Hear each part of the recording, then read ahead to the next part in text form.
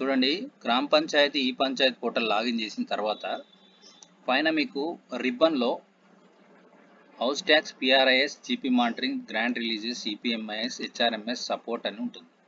దీంట్లో మనం రెగ్యులర్గా మన జీపీ మానిటరింగ్లో మన ఆప్షన్స్ అన్నీ కనిపిస్తాయి. సో మనం జీపీ మానిటరింగ్ క్లిక్ చేసిన తర్వాత లెఫ్ట్ సైడ్ ఆప్షన్లో చూడండి, యాడ్ మాస్టర్ అని ఫస్ట్ ఆప్షన్ ఉంది. మనకు కొత్తగా ఇచ్చినటువంటి ఇది ఆప్షను. అది క్లిక్ చేసినట్లయితే మనకు zones master, road master, drains, institution and street lights ఇవి 5 చూపెడుతున్నాయి. దీంట్లో road, drain, institution and street lights already మనం ఇదివరకే నమోదు చేయడం జరిగింది.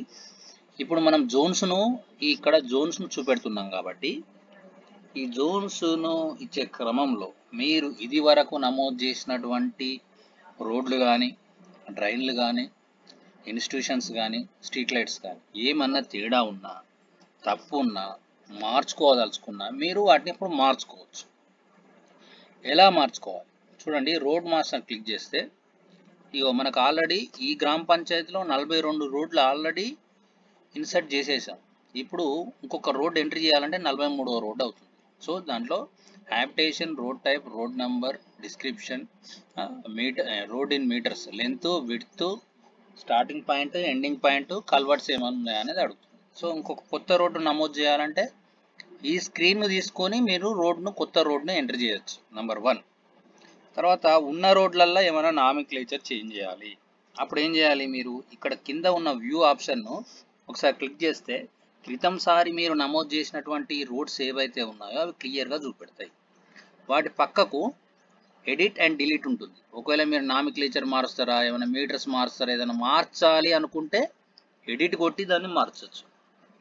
లేదు ఆ రోడ్డుని తీసేదలుచుకుంటే డిలీట్ కొట్టచ్చు. ఒకసారి ఎడిట్ కొట్టి చూపెడతా చూడండి. ఎడిట్ క్లిక్ చేస్తే మనకు ఈ రోడ్డు ఈ విధంగా ఓపెన్ అవుతుంది. దీంట్లో ఏమైనా డేటా మనం మార్చుకోవాలనుకుంటే మార్చుకొని మళ్ళీ అప్డేట్ కొడుతుంటే అది సేవ్ అయిపోతుంది. సో ఇది మార్చుకోవడం, పక్కగా డిలీట్ ఆప్షన్ ఉంది, డిలీట్ చేసుకోవచ్చు, కొత్త రోడ్డు ఎంట్రీ చేసుకోవచ్చు. ఈ విధంగా roads, drains, institution, street lights ఏవైనా కానీ మనం మార్చుకోవచ్చు, చేంజ్ చేసుకోవచ్చు, కొత్త ఎంట్రీ చేసుకోవచ్చు.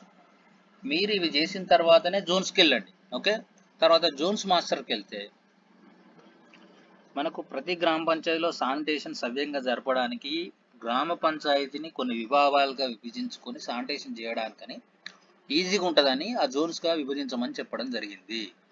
ఇప్పుడు దీనికి చేయవలసింది ఏంటంటే, మీ గ్రామ పంచాయతీలో జోన్స్ విభజించేటప్పుడు అసలు మీ గ్రామ పంచాయతీలో మొత్తం ఎంత ఉంది, ఎన్ని ఇళ్ళు ఉన్నాయి, ఏముంది అనేది మొత్తం ఎంట్రీ చేసిన తర్వాత వాటన్నిటిని ఎన్ని జోన్స్గా డివైడ్ చేస్తాం అనేది మనం కింద తీస్తాం.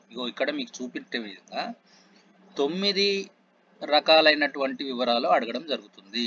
దీంట్లో number of roads, number of drains, public institutions ఈ 3 ఆప్షన్లు కూడా ఆల్రెడీ మీరు ఏదైతే ఇంతకుముందు ఉందో అది ఆటోమేటిక్గా తీసుకుంటుంది. సో మీరు మిగతా వివరాలు ఏవైతే ఉన్నాయో అవి మాత్రమే నమోదు చేయాలి. ఇందులో మీరు చూడండి, first one number of house holds in GP, అంటే మీ గ్రామ పంచాయతీలో ఎన్ని హౌస్ హోల్డ్స్ ఉన్నాయనేది ఇస్తారు. తర్వాత number of house holds segregating waste, ఎన్ని గ్రామ పంచాయతీలు అయితే వేస్ట్ను తడి చెత్త, పొడి చెత్తగా వేరు చేస్తున్నాయి అనేది ఇక్కడ వేస్తారు. తర్వాత number of households using wet waste for their own, అంటే తడి చెత్త ఏదైతే ఉందో దాన్ని వాళ్ళ సొంత అవసరాల కోసం యూజ్ చేసుకునే వాళ్ళు ఎంతమంది, ఎన్ని హౌస్ హోల్డ్స్. తర్వాత roads, drains, public institutions already దాంట్లోకి వెళ్ళి వస్తాయి. Number of shops public business establishment in GP, అంటే మీ గ్రామ పంచాయతీ పరిధిలో షాప్స్ కానీ, బిజినెస్ ఎస్టాబ్లిష్మెంట్స్ కానీ ఎన్ని ఉన్నవి అనేది వేయాల్సి వస్తుంది. నంబర్ ఆఫ్ మార్కెట్స్, అంటే మీ గ్రామ పంచాయతీ పరిధిలో మార్కెట్స్ ఏమైనా ఉంటే, సంతలు ఉంటే వేయండి, లేదు అంటే లేదు. తర్వాత number of zones to be created, అంటే ఈ మొత్తం వివరాలు ఇప్పుడు మీ మొత్తం గ్రామ పంచాయతీని ఎన్ని జోన్స్గా డివైడ్ చేస్తారు మీరు అనేది ఇక్కడ వేయాలి. మీరు వేసిన తర్వాత మీరు జోన్స్ చేస్తే కింద ఆటోమేటిక్గా ఎన్ని జోన్స్ అని ఇస్తారో అన్ని జోన్స్కి ఇట్లా ఈ విధంగా చూపెడుతుంది. ఈ మొత్తం వివరాలను కూడా మీరు ఏం చేయాలంటే ఆ జోన్లకు, ఇప్పుడు ఈ ఫస్ట్ జోన్లో సపోజ్ మీరు ఒక ఫస్ట్ జోన్ తీసుకున్నారు. ఆ ఫస్ట్ జోన్లో మీరు ఆ ఫస్ట్ జోన్లో ఎన్ని హౌస్ హోల్డ్స్ వస్తాయి, ఆ హౌస్ హోల్డ్స్ ఎంతమంది సెగ్రిగేట్ చేస్తున్నారు, ఎంతమంది యూజ్ చేస్తున్నారు, ఎన్ని షాప్స్ ఉన్నాయి ఆ జోన్లో, అట్లా జోన్ వైజ్గా దానికి కూడా డివైడ్ చేయాలి. ఈ విధంగా డేటా ఎంట్రీ చేయాలి. మీరు డేటా ఎంట్రీ చేసే క్రమంలో కొన్ని వాలిడేషన్స్ గమనించండి. First one number of house holds, అంటే మీ గ్రామ పంచాయతీలో ఉన్న హౌస్ హోల్డ్స్ ఎన్ని అని అడిగారు. తర్వాత ఏం అడిగారు, ఎంతమంది హౌస్ హోల్డ్స్ వేస్ట్ను సెగ్రిగేట్ చేస్తున్నారు అంటే మీ దగ్గర ఎంతమంది అయితే ఉన్నారో అంతమంది చేయొచ్చు, లేకపోతే కొందరు చేయకపోవచ్చు. అప్పుడు ఏమవుతుంది, ఫస్ట్ వన్కు ఏదైతే మొత్తం సంఖ్య ఇచ్చిందో సెకండ్ వన్ అనేది దానికంటే తక్కువ ఉండొచ్చు, సమానంగా ఉంటుంది, కానీ ఎక్కువనైతే ఉండదు. అర్థమైందా? మీ ఊర్లో ఎంతమంది ఉంటారో అంతమంది వేస్ట్ సెగ్రిగేట్ చేయొచ్చు, చేయకపోవచ్చు, కానీ అంతకంటే ఎక్కువనైతే ఉండదు. సో సెకండ్ వన్ అనేది ఫస్ట్ వన్ కంటే సమానం ఉండొచ్చు, సమానం లేదంటే తక్కువ ఉండొచ్చు, కానీ ఎక్కువ ఉండదు.